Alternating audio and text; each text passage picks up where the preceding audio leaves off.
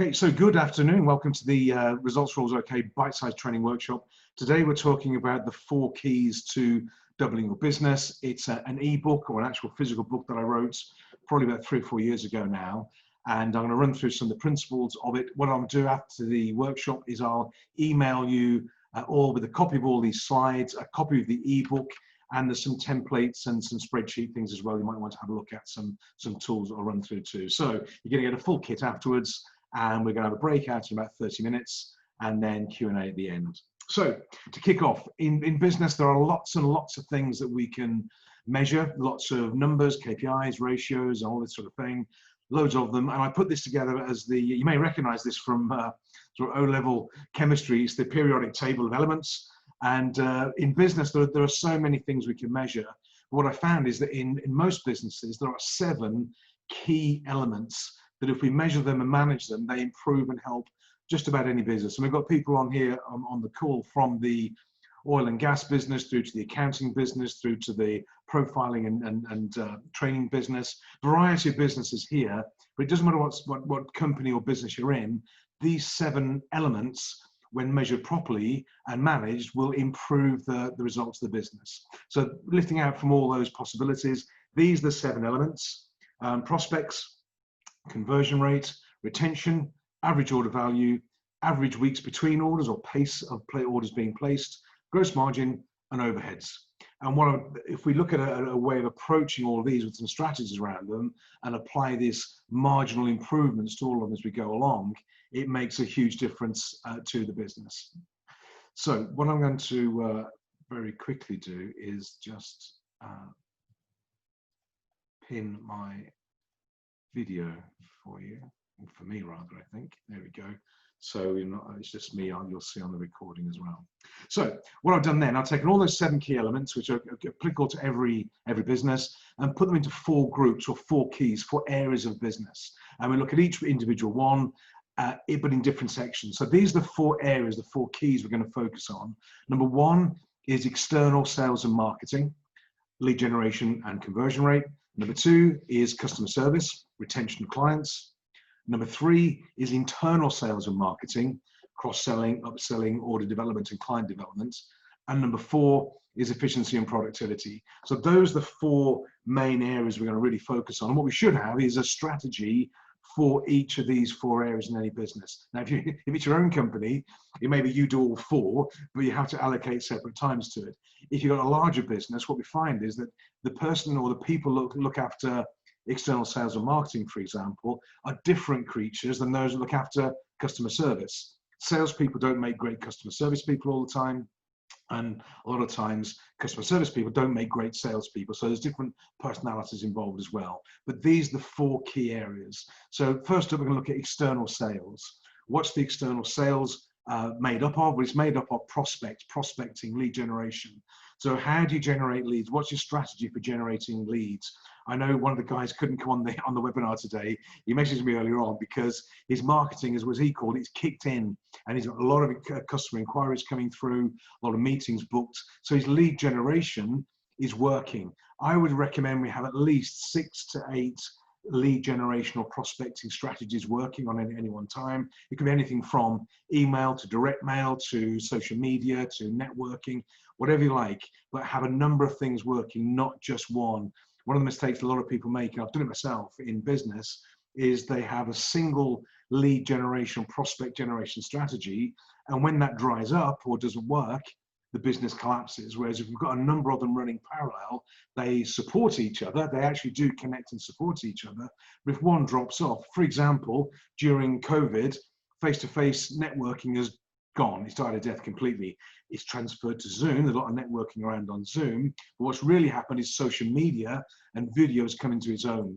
So if you're looking at only your networking was your only lead generation strategy, you can't be doing that anymore, or a different flavor of it, your leads are going to drop. Most people, everybody on the call here, I think pretty much, knowing you guys as I do, has managed to sign new clients, new students, new customers, even during the lockdown. And it's because you've kept the marketing in a variety of places. So prospecting is key. How many prospects do you need to come into your business a week? And it depends on what business you're in. If you're in the martial arts business, you may need 4 or 5 new students to come along for a trial lesson, for example. In my business, we need 1, maybe 2 inquiries a week, and that may be for a training workshop or a meeting or a program or something like that. And we have that marketing geared towards generating 1 or 2 leads a week. So you only have appropriate marketing, but prospecting is key. Have your marketing strategy laid out, so it's generating enough appointments or inquiries coming in for you. The next one is conversion rate. What is your conversion rate? Now, normally when I guarantee this as well, normally when I speak to people, I say, tell me about, talk to me about your conversion rate. Most business owners, sales directors or CEOs, I say to them, what's your conversion rate? 2 things happen. 1, they don't know what it is, not actually because they don't measure it. Secondly, they guess at it, and they're going to guess at about 75%, 80%. That's their normal guess because they feel like they're getting enough business coming in and they're good at sales, therefore the rate is 75 to 80% or something like that. What happens is when we measure the conversion rate from all the inquiries, all the leads coming in, it's probably down towards 25 to 30%. There's a company over in Germany, this is a real graph, a chart I'm going to show you now. We did some work with these guys, a great company. They in the manufacturing, plastic molding manufacturing business, and the MD said to me, his conversion rate was about 80%. As normal, I know it's not true because guess what? I learned that lesson myself from my own businesses. It's not true. We measured it, and actually their conversion rate was 20%. And he was really upset about that. He didn't want to, that was too low. It was horrific. Now, if you think about it, if you've got a conversion rate of 20% as opposed to 80%, that's called golden opportunity because you can't double 80%. But you can double 20%, if that makes sense. So when there's slack in the system like this, big opportunities. What we did, we looked at his order intake graph and his conversion graph. So this is the graph, and it's in German, as you can see. It's just orders and sales, that type of thing. Now the blue line here, you can see that blue line is budget. The brown line here, or the orange line, is sales. So target sales, actual sales. And the order intake and conversion was running at 20%. So they're just about tracking budget, all we're doing. And all we did in terms of converting more of the orders or more of the quotations they were doing was we followed them up. All we did, we spent a week, 2 weeks getting every quotation that had been done over the last 3 months. We phoned the prospect or architects in the case of this particular company or contractors and said, get your quotation. When do you want to proceed? When can we get the order? What we're going to do? What's the next stage? And they don't all convert, but the green line is what happened. So you can see they went from 300,000 per month here, sales, that's how it was running, the existing conversion rate. Here, we took it 700,000 a month. No extra marketing, no extra investment, no products, no new people, nothing at all, just focusing on conversion rate. And they've continued that now, and that's all taken. They're up to about 60% now on their conversion rate. And so all they've done is manage their clients and prospects. Now, if you imagine you've got let's say it's a 1 million business, but your conversion rate's only 20%, you've got a 5 million commercial business because you're only getting a fifth of all the work that you're doing. You're only getting a fifth of the quotations you're submitting. It's a huge, huge overhead. So you've got a 5 million sales team, 5 million commercial team, quotations team, and only a 1 million production unit. It's really inefficient. So conversion rate's a key driver. If you measure your conversion rate, be harsh with it. How many quotes, how many inquiries do you really not get, and make it as tough and as low as possible so it gives the best opportunity for improvement as well. So to get new clients, it's simply prospects times conversion rate percentage equals clients. That's it. New business, new clients. How many prospects do you get? What's your conversion rate percentage equals new clients? And that's the first key to growing a business. It's getting good at marketing, good at generating leads, and then getting good at converting. And that can be getting good at selling, value proposition, USP. Following up is a simple way of improving your conversion rate, but find a strategy that's going to help you convert more of what you've already got. That's job number 1. Don't do more marketing, do more conversion, because marketing is really expensive. So if in doubt, measure the conversion rate and focus on that. What it also gives us, gives us an acquisition cost. So the cost of marketing times the cost of conversion. So your marketing team do the prospecting, your sales team do the conversion. Combine it all together, that's the cost of this number one key, if you like, and then divided by number of new clients, that's your acquisition cost. Now, you want to get it down as low as possible. So measure acquisition cost should be a key number, a key KPI for your marketing and commercial team. What's the acquisition cost? Get it all the way down. What I guarantee is, when you've got a marketing team, for example, and you give them a budget of 20 grand, how much will they spend? 22. If you give them a budget of 10, they'll spend 12. Give them a budget of 0, tell them to find a way, and they'll still generate leads. Leads don't have to be expensive. So anyway, work on acquisition cost as well. So any questions, please type them in. We're going to quite a bit to get through, so we're going at quite a pace. Customer service is the next key driver of customer service. Now, customer service manifests itself in a business. Basically, how do you measure it? It's retention. It's how long do you keep your clients, your customers for? How long do they stay with you buying from you? Is it just for 6 months or 12 months or a number of years? It's something that we want to do in my business, and for most companies, the profit is actually in what I call the back end. It's in the retention of clients, the long-term relationship with clients, and hopefully we're pretty good at it. We've had clients who've been with us for, gosh, 15, 18 years and more, and that helps us. Heidi, 1 second. Thank you. Good question. We have people who've been with us for a long time. Not that we want to maximize profit, but the relationship is key. If we keep clients in the long term, it means we don't need so much expensive marketing and conversion. We've got them into a maintenance program as well. So another question here is, how long is the length of time you use for a conversion rate? Which is a very good question. In various businesses, it depends. So what happens is, if you get an inquiry come in, you do the quotation. How long does it take to convert? I think that's the reason for the question.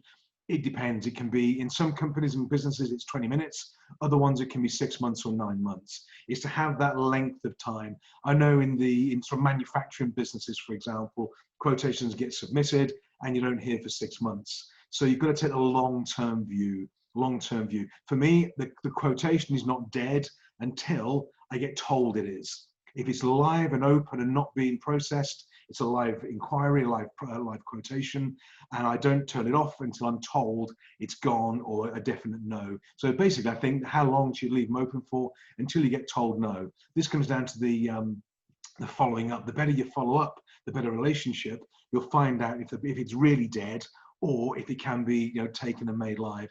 But it really depends. If you're in the the martial arts business, it's people come to a trial lesson, immediately pretty much if they're going to sign up or not. Within a week, you've done it, yes or no, you know what's going to happen. In other businesses, when you're quoting for businesses to corporates, for example, we do a lot of this with large corporates up in Luxembourg, it can take typically 4 or 5 months to get a yes or a no. So we take a long-term view. It depends, but make sure the follow-up is key, is probably the trick there. So hopefully, Heidi, that answers the question. So it depends, but keep following through is the trick, and obviously get it as short as possible. So retention, I've used martial artists here as an example because it's how long do you keep your students or your clients and customers for. Now, the martial arts business, I've got some very clever tricks here to retain their students. In the UK, on average, a martial arts academy will lose around about 6% of their students every month. So 6, 12, 72, they only retain 25, 28% of their students. They've got to rebuild their business. 75% of their business is churned every 12 months.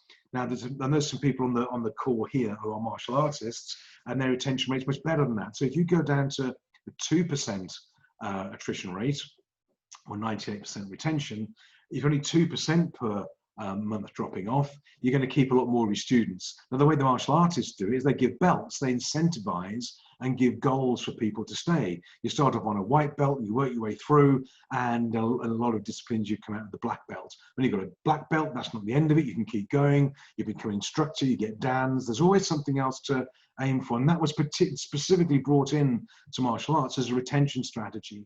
So find some method of building the relationship with your clients or customers such that they stay with you. That's being innovative and being creative, new products, new services, being nice to them, keeping your promises, and offering fabulous value. But have some strategies around for retention. Retention's a key driver. I see any company that's struggling, look at retention of clients, customer service, and look at how they're treating their customers and clients. It's not great. So retention is another key driver. That's key number 2.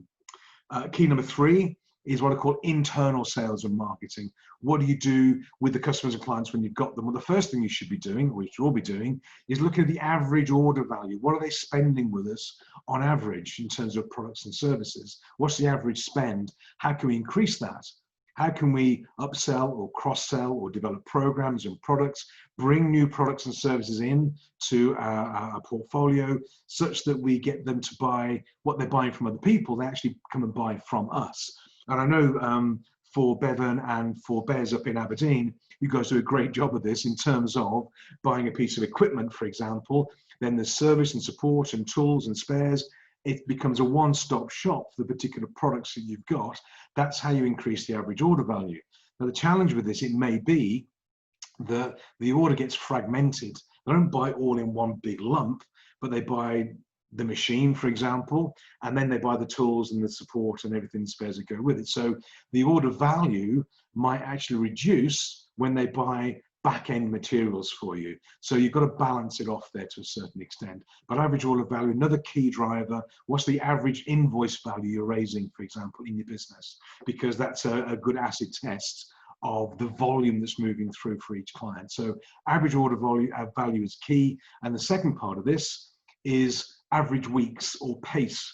How much time is it between the orders? So the classic one for this is salons, hair salons and beauty salons, if you like, or barbers. And in Luxembourg, I go and have my haircut when I'm allowed to.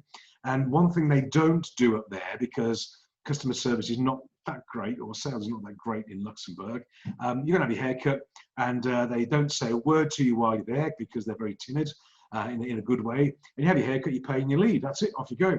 If I go to have my haircut in France, in Metz, which is just over the back here, much more customer service oriented, I'm going to have my haircut there. And what they do before I leave is they book me in. Now, if I don't get booked in for my hair to be cut, I'll go back every sort of 5 or 6 weeks.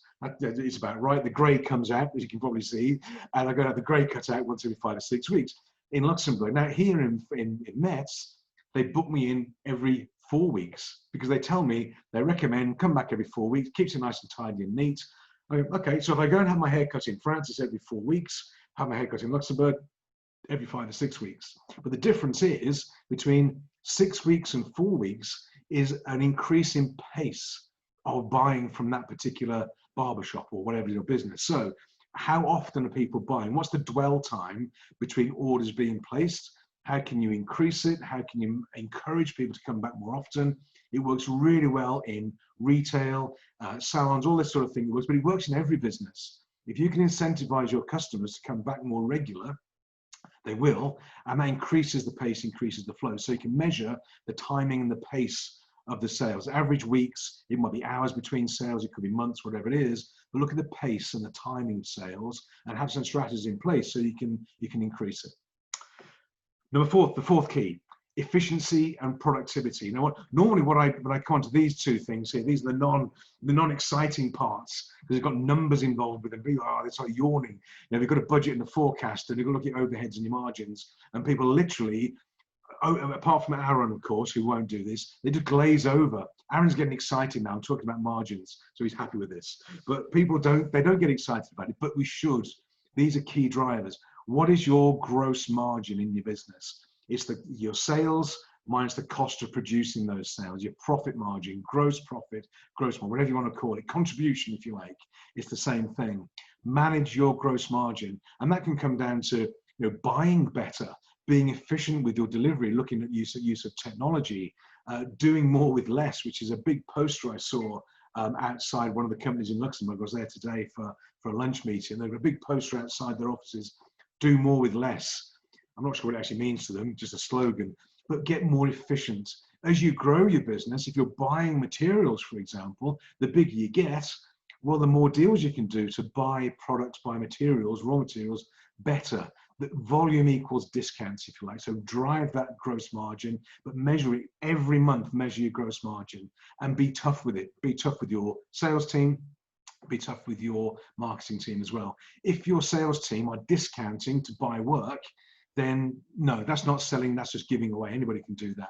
Avoid discounting. The number one way of getting your gross margin up, by the way, or profit margin up, is very, very simple, is put your prices up. That's the easiest way of doing it. And put your prices up by 3% on Monday. Nobody will notice, but I guarantee it'll be a big impact on your business for most of us anyway. So put your prices up, nobody will notice, but manage that gross margin. That's one of the most precious margins or precious numbers we've got to manage. So gross margin is one. And the second one then is overheads. What are your overheads? Your costs, the offices and the people, that type of thing. And most people don't know what their overheads are. They don't know what the break-even point is. So if I said to you, what's your break-even point in the year or the week or the month, what would you say? Now, if you make 10% net profit, for example, net profit being your gross profit minus your overheads, pretty much. I'm not going to be like Aaron coming at me there. But, you know, basically, for operational purposes, net profit is your gross profit minus your overheads. Now, if you're making 10% net profit, you break even right to the third week of November in the year. It's really too thin. There are some companies that run on 5% net profitability, 6% net profit. But if you're running at 5% net profits, you're breaking even, middle of December. It's way too thin. We want to get that break-even point way back into the year.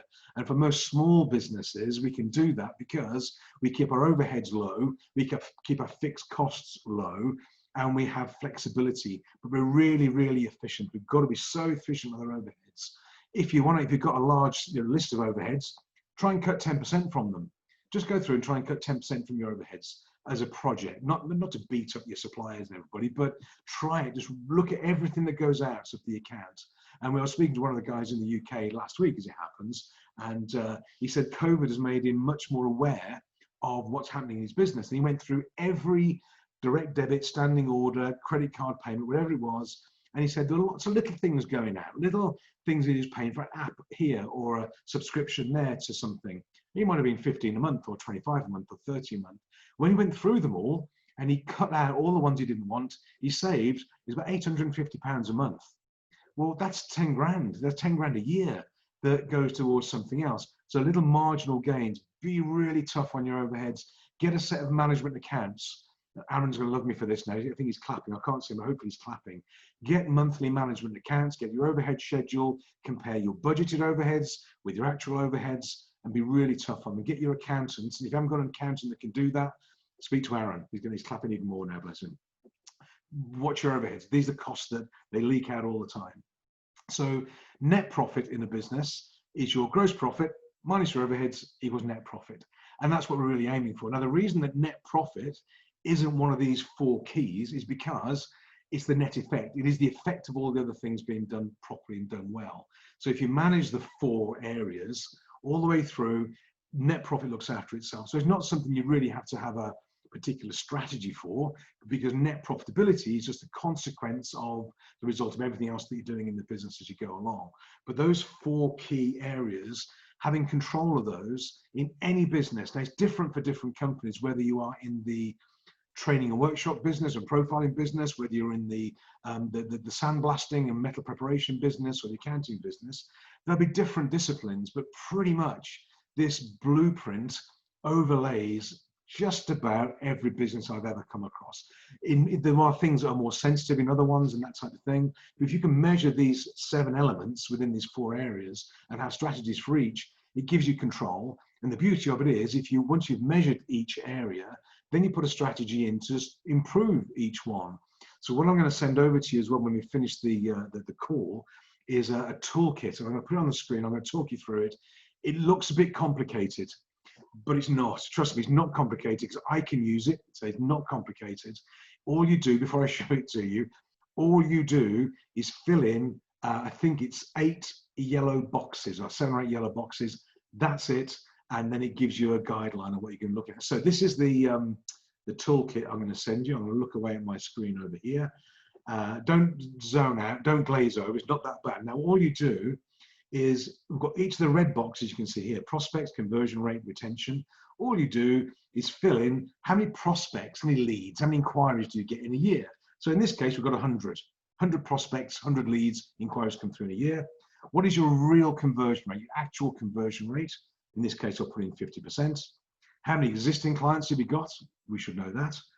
What's your retention? How many of those clients do you keep on a regular basis? I've assumed 80% for sake of argument. What's your average order value? This one is only £100 or €100. And what's the average weeks or pace between orders? So once a month they spend, it's 5 weeks between orders or purchases. The gross margin is 50% and the overheads are 50,000 in this particular business. Now, all you do, if you can improve each of these 7 elements by a marginal percentage, it'll have a dramatic effect on your bottom line, on your net profit. So all you do then, you choose here, where I put in 12%, I've just chosen 12%. You can put in 5, 10, 15, whatever you like, put a percentage in, and it's the percentage by which you anticipate, or you're going to get your team as part of their KPIs to improve these numbers. So I've chosen 12%, and there's a reason for it, I'll explain in a second. So 12% means we have prospects go from 100 to 112, just 12 more, one a month. There's one more prospect inquiry comes into that business. I've increased my conversion rate, not by 12% marginal, by 12% nominal, so it goes 50 to 56%, 12% marginal increase on 50. So new clients now, rather than getting 50 new clients, we've now got 63 new clients coming in, target for the year. Same thing applies with existing clients. They stay the same because they're existing clients. Retention, we're going to increase that by 12%. So from 80 to a marginal 12% becomes 90, and so on down. Order value becomes 112. Weeks between order shortens by 12% to 4.5 weeks. Gross margin increases from 50 to 56. And I'll explain overheads in a second. Now, if you improve all those by 12%, it calculates through the whole business. Now, what I've done here, I've said that overheads will improve in efficiency by 12%. But I've also noticed the overheads go from 50 to 65. Because as a business grows, even if you get more efficient, better at doing things, you may need to take on extra space, extra offices, extra people, extra admin. So this document recognizes that overheads will increase, but as the efficiency increases, it doesn't increase at the same pace that the sales increase, if that makes sense. I hope it does anyway. So if you increase all these things by a marginal 12%, the profit goes from 45,000 to 92,000, which is doubling. So it's a 105% increase. That's how you double your business through these 4 key areas. Now for you, it'll be different. It'll be different in the numbers you use. Some things you can't change, some things you can't adapt. Maybe you can't increase the pace. In martial arts, for example, people pay monthly. Maybe you can't fix that. What you can do, of course, is increase the order value, maybe by buying pro shop or buying parties or buying grading, so you can improve something else. So not all of these measures will increase for every business. It's an art, not a science, but it's a mindset. If you build yourself a pattern of your business based on something like this, and then you say to your sales team or your marketing team, I want another 10% extra leads coming in next year. That's their job. They go and do that. That's it. All they've got to do. Your sales team, get your conversion rate up from 50 to 56%. That's their job. Off they go. And you break it down into divisions. If everybody does their job, when they come back, you get a doubling the profits or something like that. The profits will increase. And the interesting thing with this is there's no more marketing expense. There's no more extra marketing. There's no extra people. There's nothing else. Maybe as the business grows, you need extra overheads and facilities, but that's been taken into account. But it's not a case of sell your way out of this or market your way out of this or buy more people. It's an efficiency drive for the whole business.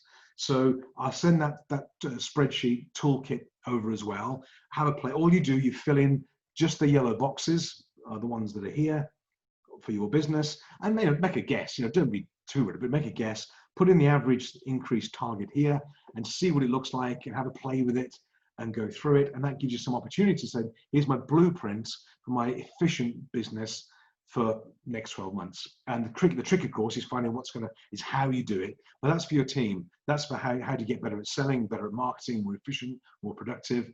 That's for them to come back and tell you. Now, if it's just you, well, then you've got to do all of it. You've got to keep the plate spinning. But in principle, it's a mindset. It's an approach to structuring a business, pretty much any business, that hopefully will give you the opportunity of taking control and being able to make some marginal improvements as we go along as well.